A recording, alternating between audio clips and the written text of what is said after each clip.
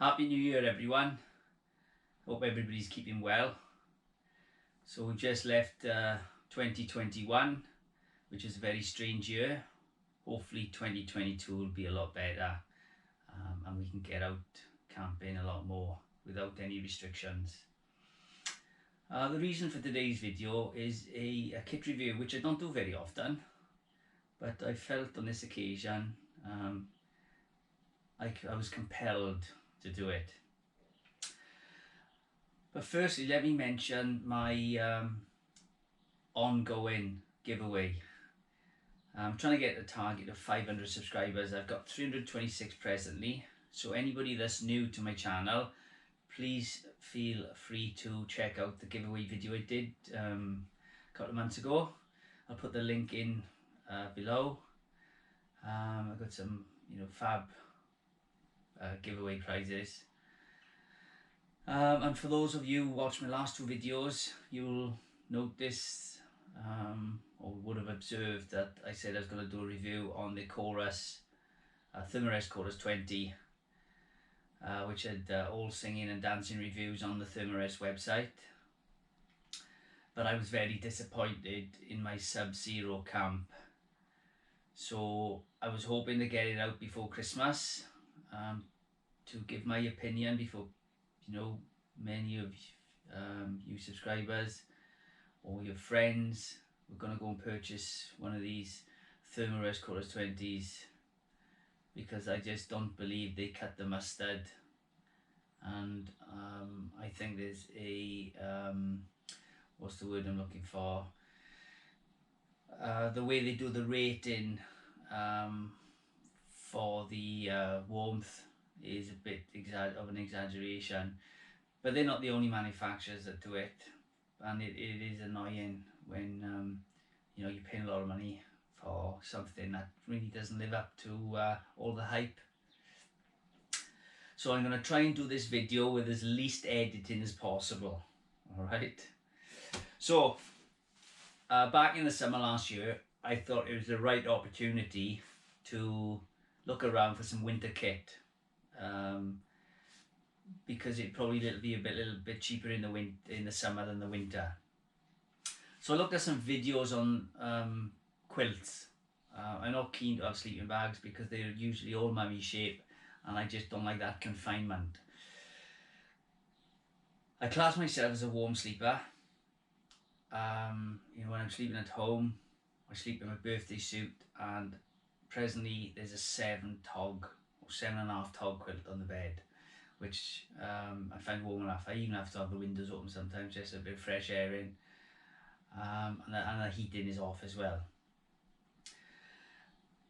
I did see one video on the Corus 20 on YouTube, which I think was a guy mentioned about cold spots, which I'll go into in a little bit now, my theory behind that.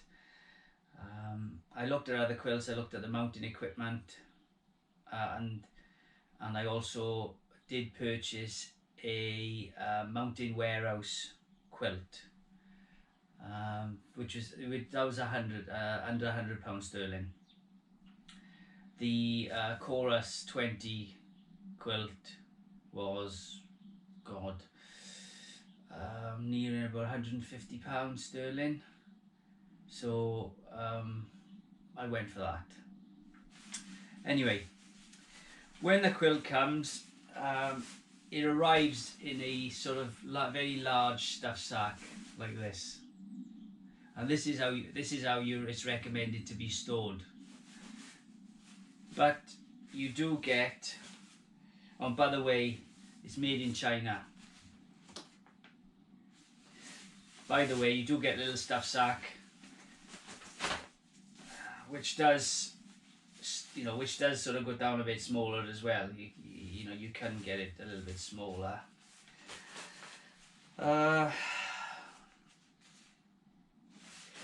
So anyway, I did a Sub-Zero camp.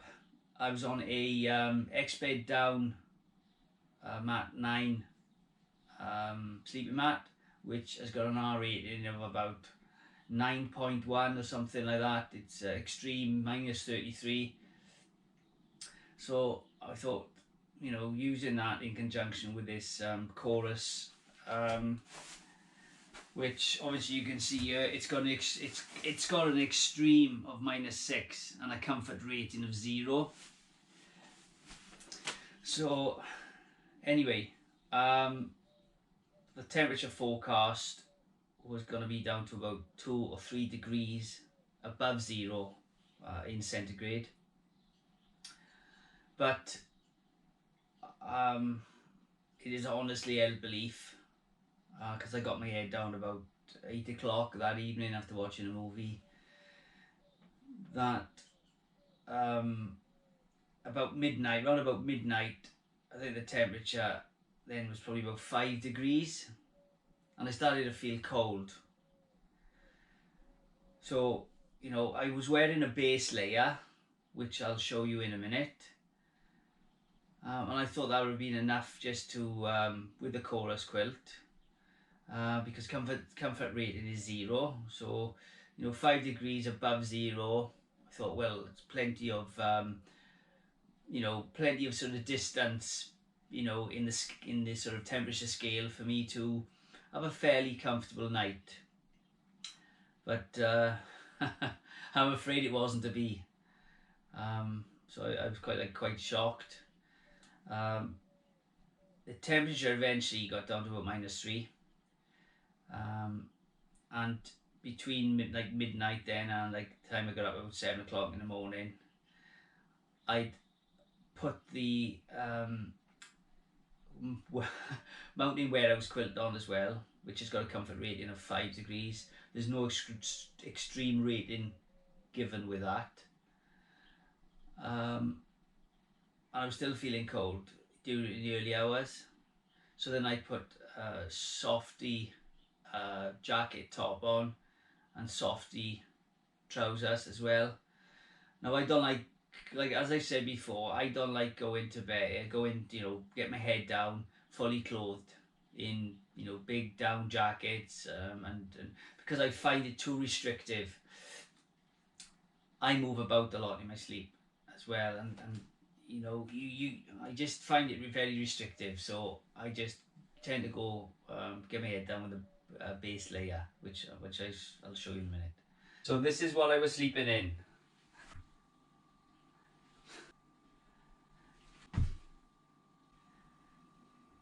Right, I've just given you a demonstration of what I was wearing, so let's take a closer look at exactly what I was wearing.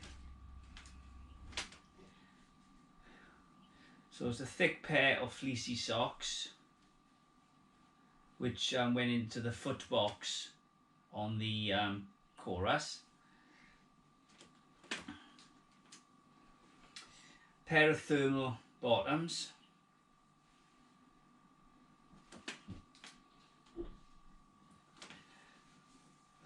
Thermal vest.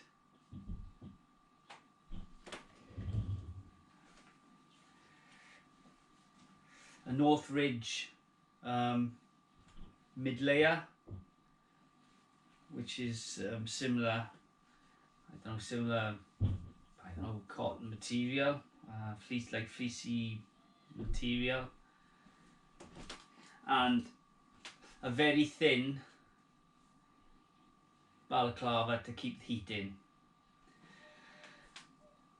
I thought that was going to do the job. How wrong I was. So for me the camp was a fail, and I learned from it. So I'm hoping now by the end of 2022, winter 2022, I will have been able to sort of save enough money to get a decent quilt, which is going to obviously cost a little bit extra, but I think it's going to be worth it to have a successful camp where, you know, you're not feeling cold and miserable. So let's talk about the quilt. So when the quilt arrived in the post, it came in a big box. So I pulled it out of the box and it looked like this in its sort of storage stuff sack. Now I can't remember what the fill on it was. It did say on the website, but it, you know, it feels nice and warm to touch. It feels nice and warm, and you know, being lightweight as well, it obviously helps when you're packing your backpack and transiting between one point and another, keeping the weight down. But it feels warm. You know, I can't say it doesn't feel warm. So, you know, as I previously said, it was made in China. Shell material 100% polyester, liner material 100% polyester, net weight of filling 19 ounces. I'm not sure what that is in grams because I've not done the conversion, so please excuse me.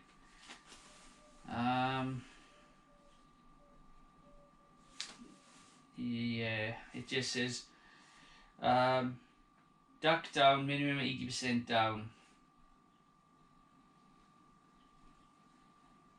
So it doesn't go into any other details. So let's start with the bottom. So you've got a foot box on the bottom, which I like the foot box. It's not too narrow. And then you've got some straps then, which are a little bit stretchy, which you put round your sleeping mat. You've got two of them, and you've got a thick baffle at the top, which you can clip together with the other one. And so you've got a baffle running down each side. There's a baffle running down sort of each side.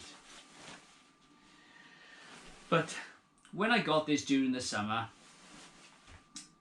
I just happened to hold it up to the light, shaking it about or whatever I was doing, and I noticed it's quite transparent when you hold it up to the light. Even now today, there's no sun out today. It's cloudy with a hint of blue sky, and when you hold it up to the light, it's like you can see like straight through it pretty much. You can see all the feathers inside, how they're all bunched. So when I went camping, obviously it was in the small stuff sack which I showed you, and I got it out and I gave it a good old shaking and, you know, shook it all about to get those feathers sort of try and evenly distributed, and get rid of the compression that they endured during my sort of short journey. But you know, it's sort of difficult. It's difficult to get the feathers inside even. I know mounting equipment have got a quilt, and all their baffles are in squares, so that may contain the feathers moving. Now, one thing you'll notice about this is the baffles run side to side, horizontally. Now, I move around a lot in my sleep. I tend to be a side sleeper, so I'm sleeping on my right and I'm sleeping on my left. So, you know, obviously the quilt that's over me, the angle, you know, is going to drop off down my body. Because if I'm on a you know, my X-bed down mat, you know, it must be 4 inches thick as well. So when I'm on my side, the angle at which the baffles will fall, you know, on your left and on your right, they're quite steep. And if you're moving around constantly through the night, maybe because you're cold, or maybe because you're just a sleeper who fidgets a lot, or like, you know, changes position to get comfortable. My theory is that, you know, if you're a sleeper that fidgets a lot in the night, the feathers are just going to move around to the outside edges, and then you're going to get cold spots. you know, unless you're somebody that sleeps in one position all night, you know, this isn't gonna do the job type thing. You know, like I've said, I'm holding it up to the light now, and I can see the feathers bunched inside with just the outer material and the inner material like basically touching where you know there's no feathers. So you know, it's just like an impossibility to get the feathers all even because the baffles are so wide, and I just don't think there's enough filling in there. I prefer to have more filling in this and pay the extra than, you know, have big wide baffles and then it doesn't seem to be have enough filling inside. And this is where your cold spots come from. So you can store this, you know, in the correct manner, you know, when you're not using it. You can give it a good old shaking when you get it out of your backpack ready to use. But I just think you're gonna. I just think that because of the design of it, with the wide baffles going horizontally, and if you're a side sleeper and you toss and turn in the night, I just think it's going to create cold spots, in addition to potential drafts as well. So I just wanted to review this and give, you know, my honest opinion of this. Because for the life of me, I don't know how these manufacturers of sleeping bags, down sleeping bags, synthetic sleep bags and quilts, etc. get the ratings they do. You know, you've got cold sleepers and you've got warm sleepers. And, you know, I tried to pick, you know, the quilt or sleeping bag relevant to my sort of like nighttime sleeping body temperature, and then I go on the information that's provided on their website. If they tell me it's such and such a rating or such and such a comfort or extreme, I go on that. But then, like I've explained, you get disappointment then when, you know, you can hold this up and you can see, you know, the feathers bunched inside, and you can virtually like see through it. I honestly think that if the baffles have been running down sort of vertically, I don't think you're gonna get as much movement of the feathers to the outer edges, creating those cold spots. You know, because they'll have little opportunity to move. So I'm going to invest, you know, later in the year in a quilt where the baffles are running down, and yeah, I will be paying more for it, probably double cost of this. I'm looking at a 900 to 1,000 gram fill, because I don't want to be cold I want to be able to go out in the winter time, not having to take 2 or 3 of these sort of lightweight quilts. This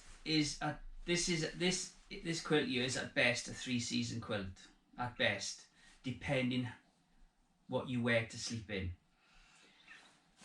I'd say, or I feel, this quilt has a comfort level of 5 degrees centigrade, not 0 degrees centigrade, especially if you're sleeping in a base layer like I am.